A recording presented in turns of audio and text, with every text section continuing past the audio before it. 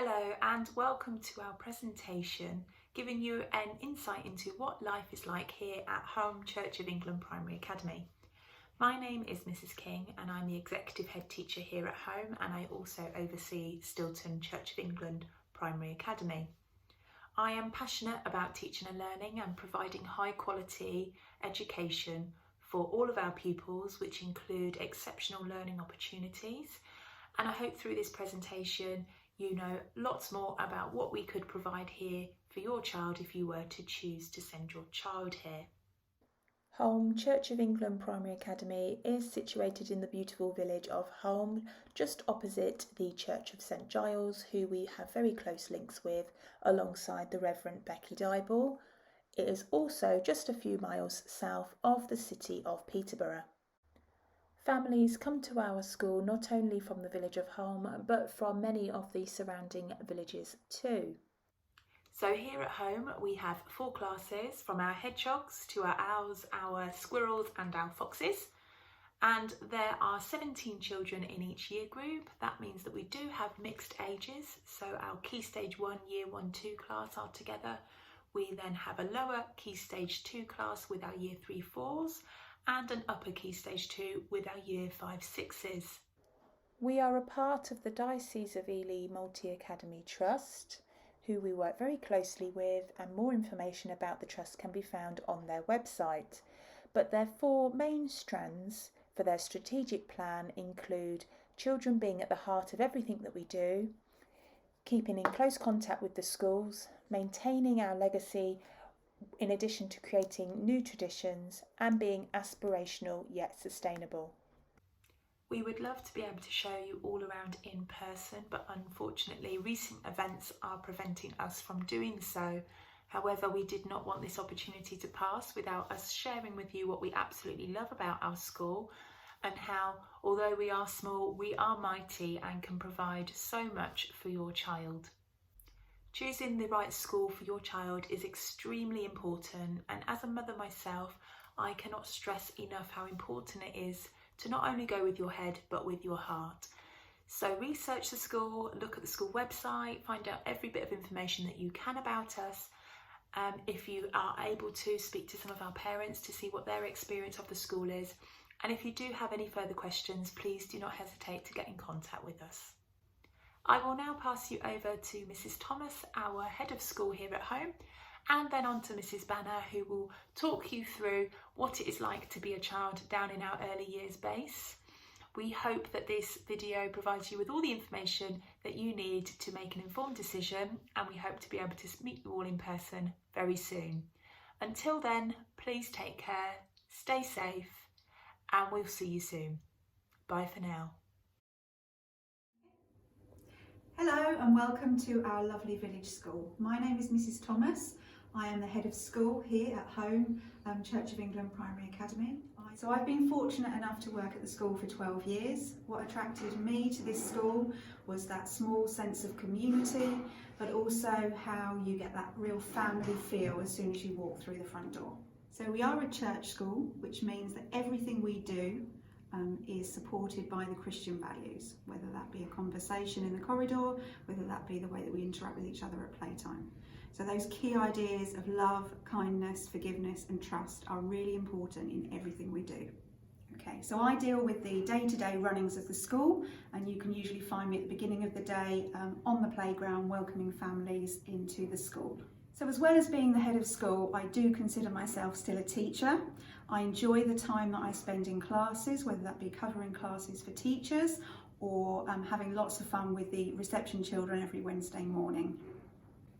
So I lead teaching and learning across the school, which means that I work with teachers and teaching assistants to support them to make sure we have got the very best teaching and learning provision for our children.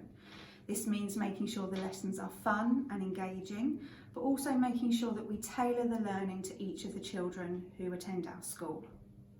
So we're currently working on utilising our school grounds to make sure that children have that opportunity to learn outside as well as inside.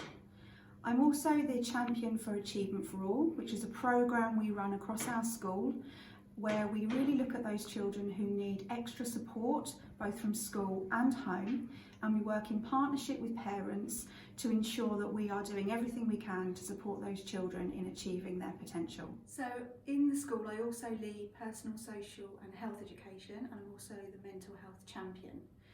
That's a particularly important role at this time of the year, as we really think about how we can support our young people as they return from lockdown. As part of our ongoing curriculum, we teach children about the different ways that they can gain support from trusted adults around them, but also strategies for how they can deal with strong emotions they might be feeling. Every year we also reinforce this work further by a Wellbeing Week, where we have a range of activities across the school to promote all aspects of health. At our school, we strive to provide your child with a solid and memorable education. We want our children to be excited about learning. We will teach your children the core subjects, but we will also expose them to IT, religious education, PE, the arts, geography and history, and an awareness of the world and the different people that live within our world. We hope that by the time our children leave us, that they are confident readers, writers and mathematicians. But we would also hope that they were confident speakers. We would also expect that the children have contributed to our school in a meaningful way, and that they're also showing the important skills of being resilient, resourceful, reflective, and being able to get along with anybody who they might need to work with. We might only be a very small school, but we really make sure that our children get a range of experiences while they're with us. We have close links to Peterborough United football team. We also have close links to a local author and artist, and we utilise their skills whenever we can to make the curriculum more exciting. Regarding after school clubs, we've thought really hard about our provision, and pre-COVID we had a whole range of activities after school, including archery, Lego club, Zumba, netball, football. This is the start of your child's formal education, and I understand this is a huge decision that you are having to make. But if you're looking for a small community, supportive and hard-working and committed adults, a Christian ethos and the opportunity for your child to develop their knowledge but also their character, then this is a place for you. Hello, I'm Mrs. Banner. I'm the reception teacher at Holme School. This is my home away from home. I've been teaching early years now for 12 years, and I've been at this school for 6 years, and it's something I feel really passionate about, and I'm really excited to share the kinds of things that we do at school with you. Having worked at much bigger schools, it is so lovely being part of such a small school community. The staff and children all know each other and show lots of care for one another, and it's just a really friendly environment for your children to start their school journey in. Children learn best when they're excited about a topic, so my teaching assistant Mrs. Hall and I have got very good at suddenly changing our plans for the day when the children show an interest in something. In our class we love questions and trying to solve mysteries. Like recently we had fairies in our outdoor area which the children loved exploring. As it says here, the early years curriculum is broken into 7 different areas of learning. Now some of them are quite self-explanatory, like literacy and maths, but there's a couple I just wanted to unpick for you. Understanding the world is when the children will be doing things like science, history, geography and RE, and expressive arts and design is when the children will be accessing learning to do with music, art, dance, drama and DT. So all the areas of learning that you would associate with older children, they all are present in the early years curriculum, they're just called something slightly different. The children at our school really love the Learning Detectives programme. Some children get the honour of being the learning detective for their year group, and they get to go around the classrooms and spot good learning behaviour, give the children feedback about what things they liked when they walked into the classrooms and what things they think the children could improve on. It's a really good programme that gives the children the vocabulary needed to discuss their learning behaviour. So we call them our 4 R's: resilience, resourcefulness, relationships and reflection, and we tend to focus on one a half term on a rotation. So we've just been focusing on relationships, so talking a lot about who we work with, how we work together, and good teamwork. We honestly couldn't be more proud of the behaviour of our children at Holme School. Our most recent Ofsted said our pupils are a joy, and they truly are. They have a wonderful outlook on the world and they're really supportive friends to each other and to the teachers. It quite regularly teachers will go into the hall to have their lunch with the children because they're just so wonderful to have conversations with. So they're a really good reflection on us as a school, and also on all of the wonderful parents that have obviously instilled that good behaviour in them from an early age.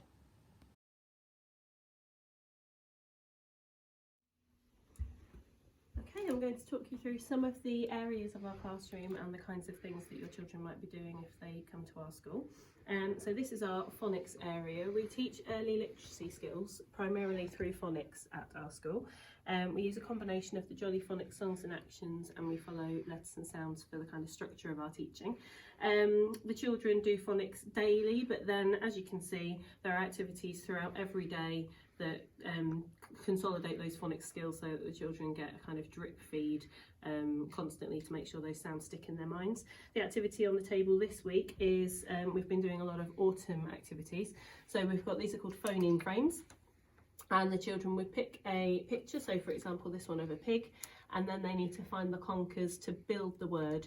So in this case it would be p, and then I, and then a g. And then that's showing myself and Mrs. Hall, the lady that works in our classroom, that the children can segment and blend using the phonics that we've covered so far. Whatever sounds we do end up on our phonics board. So they start off over here and then they get moved over into our writing area, so the children know where to refer to if they think they know a sound but they can't quite remember it. And we also do our tricky words and we display them over here as well. And then through here we have our writing area. So we have lots of different writing materials. Like I say, the phonic sounds get transported to over here. And there's always a wide range of activities over here for the children. So lots of labelling, lists, different kinds of templates. At this point in the year, children are varying between emergent writing and mark making. So just scribbles on the paper, but they can tell you what the scribbles are supposed to represent.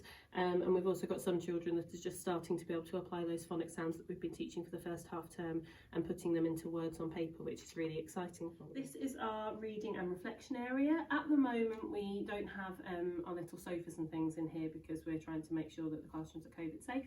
But normally we'd have some comfy seats and things over here as well, so the children can access a wide range of fiction and non-fiction. We talk to them about how we can find information from non-fiction books, enjoy reading stories, but we also use this as our reflection area. As a C of E school, we encourage the children regularly to reflect on their ideas, their thinking, to make connections with the RE that we might be doing, think about their own beliefs and other people's beliefs, and this is a nice calm quiet area for the children to do that, and we have a variety of books that help them to think about their feelings and their thoughts as well.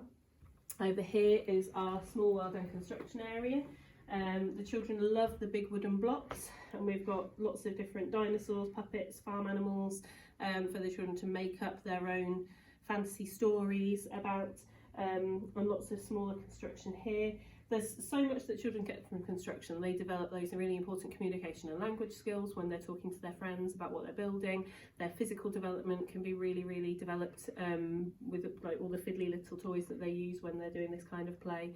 And their turn taking and things like that are really well developed with things like this, because most of the children want to play with it, so they have to get on with each other. And then right next to it we've got our fine motor table. So good writing is very dependent on fine motor skills, so the children being able to hold small tools effectively to create a desired effect. So eventually that means holding a pencil to make letters, but it starts off with things like being able to roll the Play-Doh into a sausage, being able to squash it into a shape. We use lots of things like pipe cleaners, making pictures out of matchsticks, anything that involves them using pincer grips are really good for helping them develop those skills. We often have a tough tray on the floor.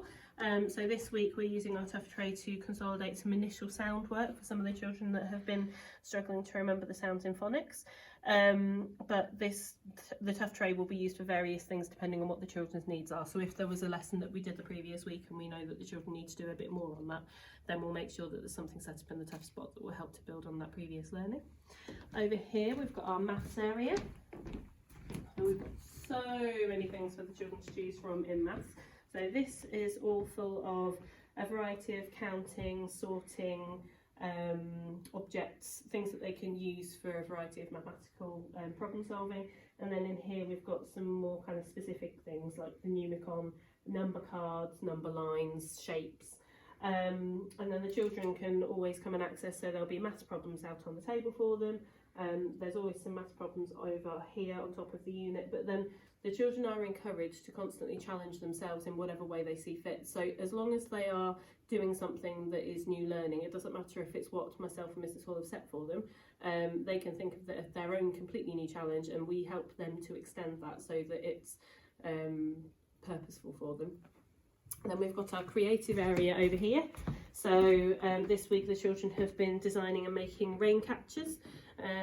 We've got a variety of resources here. We've got this unit here which the children can always access freely. They're not allowed to access the cupboards there, but they can ask us if there's anything that they want in there. We really try to encourage the children to ask us if they want something and if it isn't out, so that they're not kind of stifled by the things that we have out, and if they want something different. And then we've got our water tray. Now this week we haven't had water in it, and this is a good example of the fine motor skills. So we've got a maths challenge in here this week. So there's corks with numbers on, and the children have to put the right number of beads onto the straws, but some of the beads are quite big, and some of the numbers are quite big, so actually I've had children coming up with a cork with 12 on, but they can only fit 6 beads on there because they're using the biggest beads, so then they have to use their fine motor skills to use the smaller beads and thread them on carefully to make sure that they can fit the right number on there. So there's a whole range of learning going on just from that one simple activity. And then we have our painting easel, so generally we have some kind of creative paint activity over here. This week we've got some watercolour paints because the children have been learning about colour mixing, and we have had some woodland creatures. So the watercolour paints that we have down there isn't a brown paint, so the children have to work out how they're going to mix the colour brown for the hedgehog, or alternatively paint a purple hedgehog. This is our outdoor learning area. I always teach the children to call it our outdoor learning area because there's a big distinction between this area and the playground that you'll see out the front of the school. And the playground outside is for the children to run around, burn off some energy with their friends. This is very much an extension of the inside classroom, so the same areas are reflected outside, and I do expect the children to be purposeful with what they're doing. When I use the word purposeful, it doesn't mean I'm expecting them to just sit down with a pen and paper all the time. They learn the best when they're having fun and exploring, but there's a difference between them just running around pretending to be an aeroplane and trying to work out why how something's got wet if it was inside a container, for example, and looking at the materials that the container's made of. So there is a difference between the two. This is our maths area outside. So we have a maths trolley, which we bring out because there are some things obviously that can't stay outside in all weathers, but then we have some things that stay out all of the time. So at the moment we've got some number stones and some cubes for the children to count the right number of cubes to go with the stones. We've got some ping pong balls with spots and numbers, and some frogs, so the children need to use the tweezers to pick up the frogs to match the number on the ping pong balls. So again, those physical fine motor skills linked up with some maths outside. We have things like rulers and measuring tapes and things so that the children can apply those skills without needing to come and ask us for any of the equipment. And then over here we've got a unit that's just got a range of things like balls, cubes. It's even got pom-poms because you can do some lovely counting, doing a bit of a cheerleader dance. So just trying to make it as creative as possible so that the children come up with these wonderful ideas, and then we just help them to make it into a really good learning experience. Over here we've got our stage here. Obviously at the moment there isn't anybody on it. That's new this year. And then next to it we've got our music wall, and then over there our water wall. This is our sand and water area. We're really lucky, we've got a lovely big sand pit, and our water, we've got some wellies so the children can put them on and save their shoes if they go into our nature area. And then through here, this is probably my favourite part of the whole of our outdoor area. We had our whole outdoor area redesigned when I had been here for 2 years, so I got to help design it, which was really exciting. And I love the outdoors and I love nature, and I think it's really important for the children to be able to explore the grass and the plants and the creatures that might live in them. So we saved this area, and that's got turf down, but from here onwards is left to be natural. So we've got some Bramley apple trees, which means that in the autumn term we can pick our own apples and do cooking in class with them. And we've got our investigation hut and our shed, but then we've also left things like this tree trunk, which is decomposing, so they can find all the different creepy crawlies that are living in it, and they can learn all about man-made and natural materials and recycling. We were talking about this afternoon as a result of one of the children managing to squash some of the wood, and they were asking why it was so soft. Over here is our fairy door, which the children have been very excited about this year. We haven't managed to open it yet, so I don't know if anyone will ever manage to open it, but that's a wonderful source of imaginative play. The children have made all kinds of contraptions to try and work out, and we had letters from the fairies earlier this year, which was lovely. And then over this side, so where we do cut the grass, we have our mud kitchen. So today the children were having a whirl of a time making chocolate cupcakes, which sounded more delicious than they looked. The sprinkles were particularly interesting, but they have a lovely time. I will say at this juncture, this is a really good example of why we don't worry too much about our uniforms. So although we have your lovely smart uniforms, the whole point of them is that the children wear them to school and they will come home a bit mucky. Don't panic if they come home with a bit of mud on their sweatshirt or on their clothes. We're not going to worry about that, because that means actually that they've had a lovely day and they've done some really nice exploring. And then under here we've got our literacy area. So we've got our reading tent with some books. We have a blackboard table, our lovely big reading chair and things like clipboards. Sometimes we'll have little bum bags with post-its and pens and things in. So the idea is that the children, they're not doing the same kind of writing that they would do indoors. They're doing writing, but they're doing it in an outdoor way. So they'll write on the floor in chalk in great big letters. We'll write letters around the outdoor area and they'll have to go on a letter hunt. Or we will peg things up in different places and make it really, really physical for them. So it's very much about kind of practicing the same skills but in a different way, rather than just bringing the inside things out. We have our lovely road, so sometimes we'll have bikes on here, but other times we'll have things that practice those good physical skills, because all of that fine motor skill development that I've been talking about actually starts with strong core strength and gross motor skills. So things like good balance and the children being able to navigate up, over and around obstacles and things, all of that will help to impact their wider learning. So they're really important skills for them to have. You also bring a lot of maths in with your language, talking about whether you go over things, under things, around things. Good teamwork with each other, sequencing what they're going to do. So quite often I get the children to make their own obstacle courses, and it's really interesting to see how they decide to use the resources that we have at our disposal. We have a planting area. At the moment there isn't anything growing in it that's nice to look at, but there will be in the spring. This is a work in progress. It is our play shed, so it will be fixed, it just needs a little bit of repair, but in there we have our a big role play, so we have kind of the home corner, dressing up clothes, things like that, so the children can access that all year round. Our lovely climbing frame. And then over here, this is a new area this year, so we've got our big construction area. So you can see we've got our diggers with pea gravel over here, we've got large construction over there, we've got lovely big bricks, great big crane. The children absolutely love this area, and we've seen so much wonderful learning going on over here. So they are using clipboards and paper to plan out what they're going to be building when they're pretending to be the builders. They're counting out how many bricks they need, they're cooperating well, they're taking turns. You can access every single area of the early years curriculum in this area, so it's a really big draw for the children, but it's brilliant for me as well in terms of getting evidence of what the children know and what they can do. So this is the information that you need to apply for a school place. The school has no power over admissions. We don't get any information until you do. So the link is there. Just please make note of the closing date of the 15th of January. We do have parents often that miss the deadline, and then it can be a bit tricky to get your desired place. So just make sure that you get things in good time, and hopefully you'll get the school that you choose.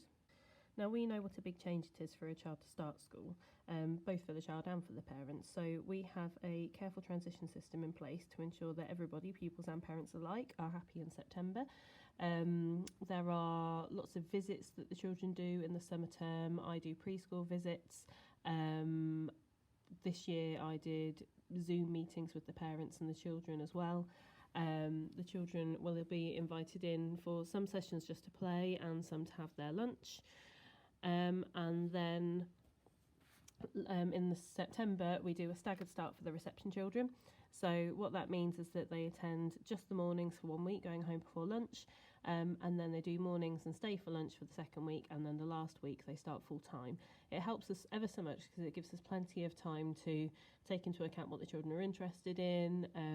It gives the children time to settle into the longer, busier days, because they do tend to go home absolutely exhausted, and it means that by week 3 they're all just walking in, big smiles on their faces, and you think that they've been here for years already. So although it might seem like quite a long process, I really do think it's very beneficial to the children, and that's the most important thing, is making sure that they start school feeling happy and confident and safe.